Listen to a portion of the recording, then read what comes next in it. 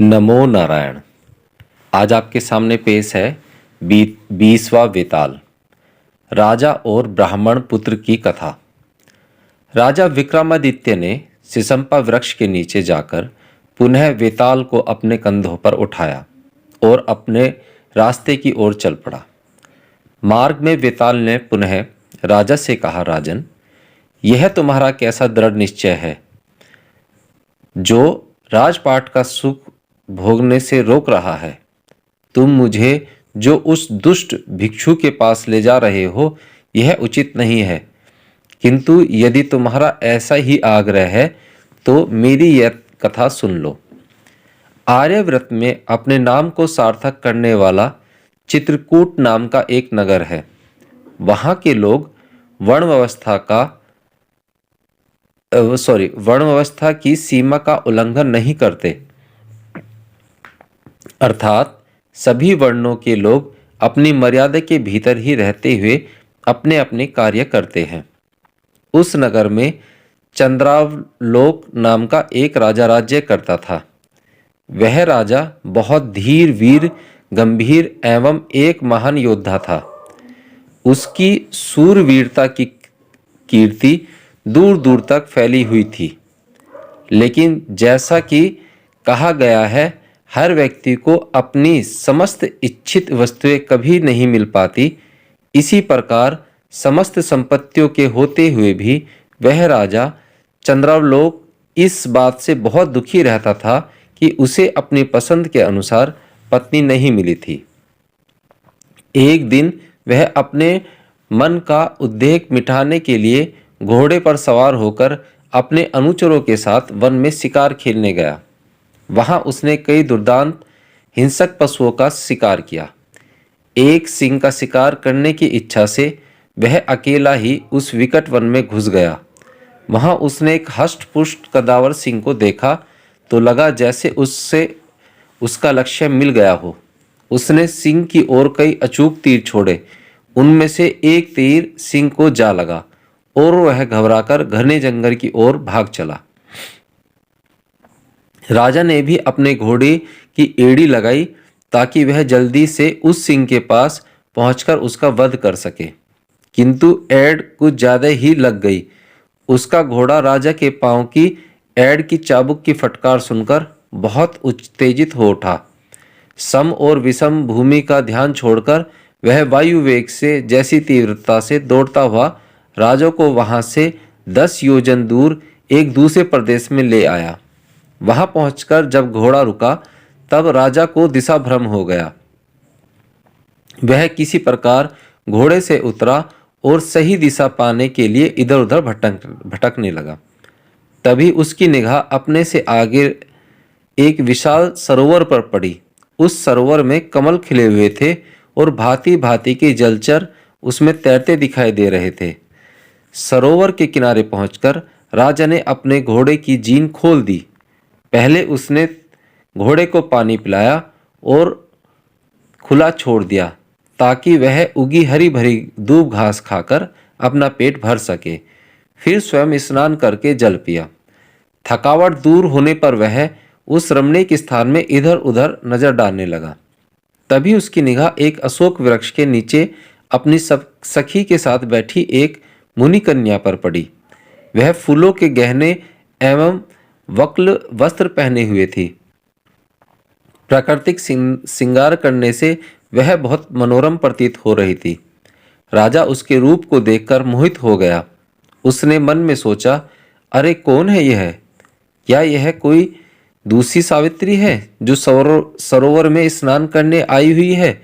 यह शिव की गोद में छूटी पार्वती है जो भगवान शिव को पाने के लिए तपस्या करने आई है, अथवा यह दिन में अस्त हुआ चंद्रमा की क्रांति है जिसने व्रत धारण कर रखा है। तो मैं इधर धीरे धीरे उसके पास जाकर वरदान प्राप्त करूं। यह सोचकर वह राजा उस कन्या के पास पहुंचा। उस कन्या ने जब राजा को अपने निकट आते देखा तो उसकी आंखों में चमक आ गई। फूलों की माला गूंथते उसके हाथ सहसा ही रुक गए। वह सोचने लगी, ऐसे विकट वन में आने वाला यह पुरुष कौन है? कोई विद्याधर है या कोई सिद्ध? उसका रूप तो मेरी आंखों को चकाचौंध किए जा रहा है। मन ही मन ऐसा सोचकर लज्जा के कारण उसकी आंखें तिरछी हो रही थी। वह उठ खड़ी हुई। यद्यपि उसके पांव जकड़ से गए थे, तथापि वह जाने को उद्यत हुई। तब चतुर और विनम्र राजा उसके पास पहुंचा और बोला, सुंदरी, जो व्यक्ति दूर से आया है, जिसे तुमने पहली बार देखा है और जो तुम्हारा दर्शन मात्र चाहता है, उसके स्वागत सत्कार का तुम आश्रम वासियों का यह कैसा ढंग है कि तुम उससे दूर भागी जा रही हो। राजा के ऐसा कहने पर उस कन्या की सखी ने, जो राजा के समान ही चतुर थी, राजा को वहां बिठाया और उसका आतिथ्य सत्कार किया। उत्सुक राजा ने विनम्र स्वर में पूछा, भद्रे, तुम्हारी इस सखी ने किस पुण्यवान वश को अलंकृत किया है? इसके नाम के वे कौन से अक्षर हैं जो कानों में अमृत उड़ेलते हैं और इस निर्जन वन में पुष्प के समान कोमल अपने शरीर को तपस्वियों जैसी चर्या से क्यों कष्ट दे रही हैं?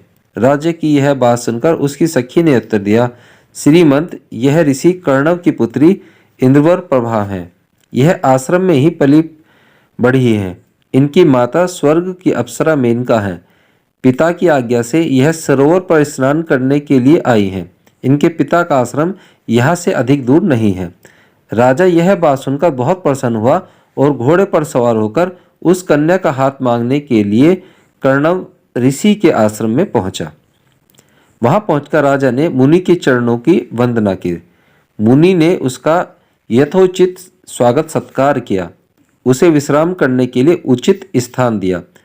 जब राजा विश्राम कर चुका तो मुनि ने उससे कहा, वत्स चंद्रलोक, तुम मेरी एक बात ध्यानपूर्वक सुनो।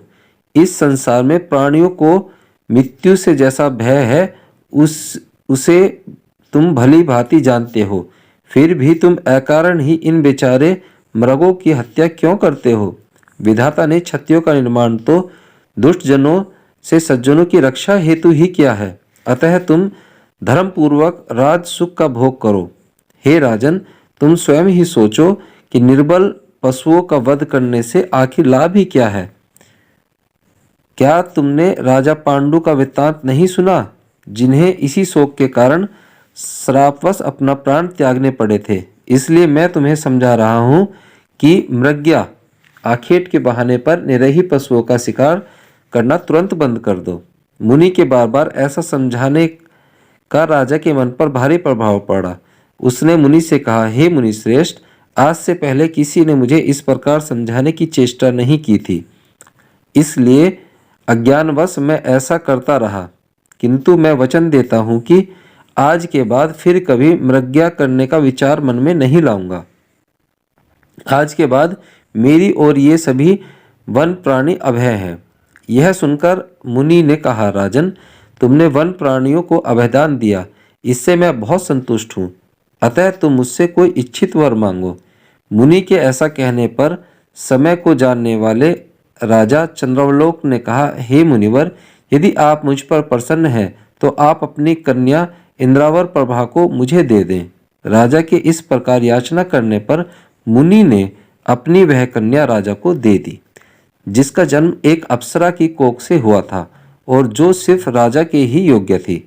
अंततः उसके साथ विवाह करके राजा वहां से चलने को तैयार हुआ। आश्रम के समस्त मुनि कुमार आंखों में अश्रु लिए उन्हें आश्रम की सीमा तक पहुंचा आए। जब राजा ने मुनि कर्णव और उनके शिष्य को से विदा ली, तब सूर्यास्त होने को ही था। मार्ग में चलते हुए उन्हें रात्रि हो गई, लेकिन राजा फिर भी चलता ही रहा। एक स्थान पर रुककर राजा ने मार्ग में एक पीपल का वृक्ष देखा। तब राजा ने सोचा कि रात्रि में वहीं विश्राम करना चाहिए। यही सोचकर वह वही घोड़े से उतर पड़ा। उस रात वह राजा वहां उस मुनि कन्या के साथ पुष्पशैया पर सोया। सुबह जब वह अपने नगर की ओर चलने को हुआ तो अचानक एक ब्रह्म राक्षस से उसका सामना हो गया। उस राक्षस का विकराल रूप देखकर राजा की पत्नी, वह मुनि कन्या, सिर उठी। वह राक्षस काजल के समान काला था और काल मेघ के समान प्रतीत होता था। उसने अंतड़ियों की माला पहन रखी थी। उस समय वह किसी मनुष्य का मांस खा रहा था और उसकी खोपड़ी का रक्त पी रहा था। क्रोध के कारण उसके मुख से अग्नि सी निकल रही थी। उसकी दाढ़ें बहुत भयानक थी। प्रचंड अट्टहास राजा का तिरस्कार करते हुए बोला, अरे नीच, मैं ज्वालामुखी नाम का राक्षस हूँ। पीपल का वह वृक्ष मेरा निवास है। देवता भी इसकी अवमानना नहीं कर सकते। मैं रात को जब घूमने फिरने गया तभी तूने यहाँ रात बिताई। अब तू इस अभिनय का फल भोग। अरे दुराचारी, वासना से तेरी सुध-बुध जाती रही है। मैं तेरा हृदय निकाल कर खाऊंगा और तेरा जो है खून पीऊंगा। राजा ने ब्रह्म राक्षस की बातें सुनी। ब्रह्म राक्षस बहुत भयानक था। राजा ने महसूस किया कि उसे मार डालना किसी भी प्रकार संभव नहीं है। अतः उसने विनयपूर्वक कहा, अनजाने में मुझसे जो अपराध हुआ है आप उसे क्षमा कर दें। मैं आपके आश्रय में आया हुआ अतिथि हूँ, आपकी शरण में हूँ। मैं आपको अनचाहा आखेट ला दूंगा जिससे आपकी तृप्ति हो जाएगी। अतः क्रोध त्याग कर आप प्रसन्न हो। राजा की बातें सुनकर राक्षस कुछ शांत हुआ और बोला, अगर तुम 7 दिनों के अंदर मुझे किसी ऐसे ब्राह्मण पुत्र की भेंट ला कर दो जो 7 वर्ष का होने पर भी बड़ा वीर हो, विवेकी हो और अपनी इच्छा से तुम्हारे लिए अपने को दे सके, और तब वह मारा जाए तो भूमि पर डालकर उसकी माता उसके हाथ और पिता उसके पांव मजबूती से पकड़े रहे तथा तलवार के प्रहार से तुम ही उसे मारो, तो मैं तुम्हें इस अपराध से माफ कर दूंगा। नहीं तो राजन, मैं शीघ्र ही तुम्हें और तुम्हारे लश्कर को मार डालूंगा। प्राण जाने के भय से राजा ने तुरंत उसकी शर्त स्वीकार कर ली। तब वह ब्रह्म राक्षस तत्काल वहां से अंतर्ध्यान हो गया। राजा अपनी पत्नी को लिए घोड़े पर सवार होकर आगे चल दिया, लेकिन उसका मन बहुत उदास हो गया। वह सोचने लगा, मैं भी कैसा पागल हूँ जो इस ब्रह्म राक्षस की शर्त मान ली। भला वह उपहार मुझे मिलेगा भी कहाँ। मैंने प्राण जाने के भय से व्यर्थ ही उस राक्षस की शर्त स्वीकार की। इससे तो बेहतर था कि वह मुझे अपना ही आहार बना लेता। अब मैं अपने नगर को चलूं और देखूं कि होनहार क्या है। राजा ऐसा ही कुछ सोचता जा रहा था कि उसकी सेना उसे खोजती हुई वहां पहुंच गई। तब वह अपनी सेना व अपनी पत्नी के साथ अपने नगर चित्रकूट में आया। राजा को उसके अनुकूल पत्नी मिली है, यह जानकर राजधानी में उत्सव मनाया गया। लेकिन मन का दुख मन में ही दबाए हुए राजा ने बाकी दिन बिता दिए। अगले दिन एकांत में उसने अपने मंत्रियों से सारा वृत्तांत कह सुनाया। यह सुनकर उनमें से सुमित नामक एक मंत्री ने कहा, राजन, आप चिंता न करें, मैं वैसा ही उपहार खोजकर ला दूंगा, क्योंकि यह धरती अनेक आश्चर्यों से भरी पड़ी है। राजा को इस प्रकार आश्वासन देकर उस मंत्री ने शीघ्र ही 7 वर्ष की उम्र वाले एक बालक की मूर्ति बनवाई। उसने मूर्ति को रत्न से सजाकर एक पालकी में बिठा दिया। फिर वह पालकी इस घोषणा के साथ अनेक नगरों गांवों में जहां तहां घुमाई गई, 7 वर्ष का एक ब्राह्मण पुत्र जो समस्त प्राणियों के कल्याण के लिए अपनी इच्छा से अपना शरीर एक ब्रह्म राक्षस को सौंपेगा और इस कार्य में न केवल अपने पिता की अनुमति ही ले लेगा, बल्कि जब वह मारा जाएगा तब स्वयं उसके माता पिता उसके हाथ पांव पकड़े रहेंगे। अपने माता पिता की भलाई चाहने वाले ऐसे बालक को राजा 100 गांवों के साथ यह सोने और रत्नों से जड़ित मूर्ति भी दे देंगे। इस प्रकार जब बालक की वह मूर्ति घुमाई जा रही थी, तब एक ब्राह्मण पुत्र ने यह घोषणा सुनी। वह बालक बहुत वीर और अद्भुत आकृति वाला था।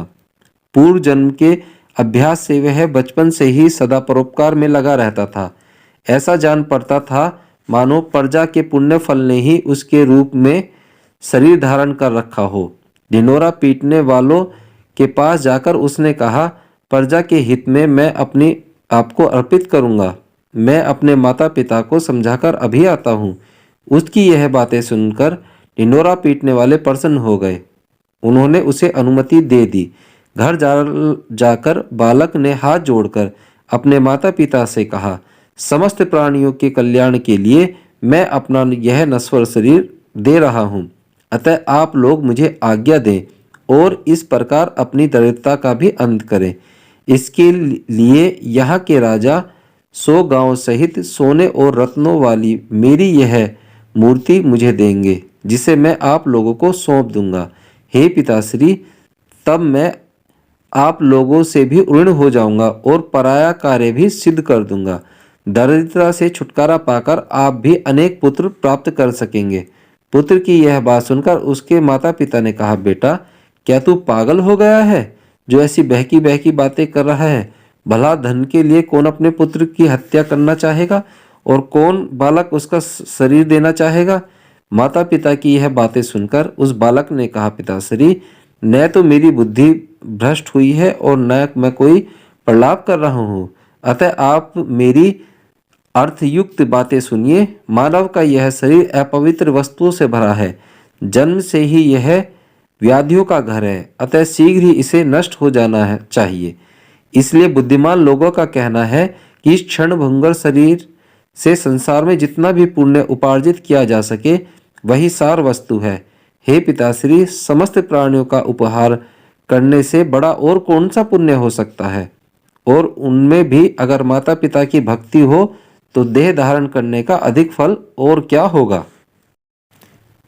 हे पिताश्री, समस्त प्राणियों का उपकार करने से बड़ा और कौन सा पुण्य हो सकता है? और उसमें भी अगर माता पिता की भक्ति हो तो देह धारण करने का अधिक फल और क्या होगा? इस तरह की बातें कहकर उस दृढ़ प्रतिज्ञा बालक ने शोक करते हुए अपने माता पिता से अपनी मनचाही बात स्वीकार कर ली। फिर वह राजा के सेवकों के पास गया और स्वर्ण मूर्ति तथा उनके 100 गांव का दान पत्र लाकर अपने माता पिता को दे दिया। उसके पश्चात उन राजसेवकों के आगे करके अपने माता पिता के साथ वह शीघ्रतापूर्वक राजा के साथ चित्रकूट की ओर चल पड़ा। चित्रकूट में जब राजा चंद्रलोक ने अखंडित तेज वाले उस बालक को देखा तब वह बहुत प्रसन्न हुआ। उसने फूलों और चंदन के लेप से बालक को सजाया और उसे हाथी की पीठ पर बैठाकर उसके माता पिता के साथ उस ब्रह्म राक्षस के स्थान पर ले गया। उस पीपल के वृक्ष के निकट वेदी बनाकर राजा ने पुरोहितों से विधि पूर्वक जैसा कि अग्नि में आहुति डाली त्यों ही अठास करता हुआ मंत्र पढ़ता हुआ वह ब्रह्म राक्षस प्रकट हुआ। लाल रंग की मंदिरा पीने के कारण उन्मत्त होकर वह झूम रहा था, जमाहियां ले रहा था और तेजी से सांस ले रहा था। उसकी आंखें जल रही थी, मुख से ज्वाला निकल रही थी और उसके शरीर की छाया से दिशाओं में अंधकार सा फैला प्रतीत हो रहा था। राजा चंद्रलोक ने उसे देखकर नम्रता पूर्वक कहा, भगवान, आज मेरी प्रतिज्ञा का 7वां दिन है। अपने वचन के अनुसार मैं यह मानव उपहार आपके लिए लाया हूँ, अतः आप प्रसन्न होकर विधि पूर्वक इसे ग्रहण करें। राजा के इस प्रकार निवेदन करने पर ब्रह्म राक्षस ने अपनी जीभ के होठों के किनारे को चाटते हुए उस ब्राह्मण के बालक की ओर देखा।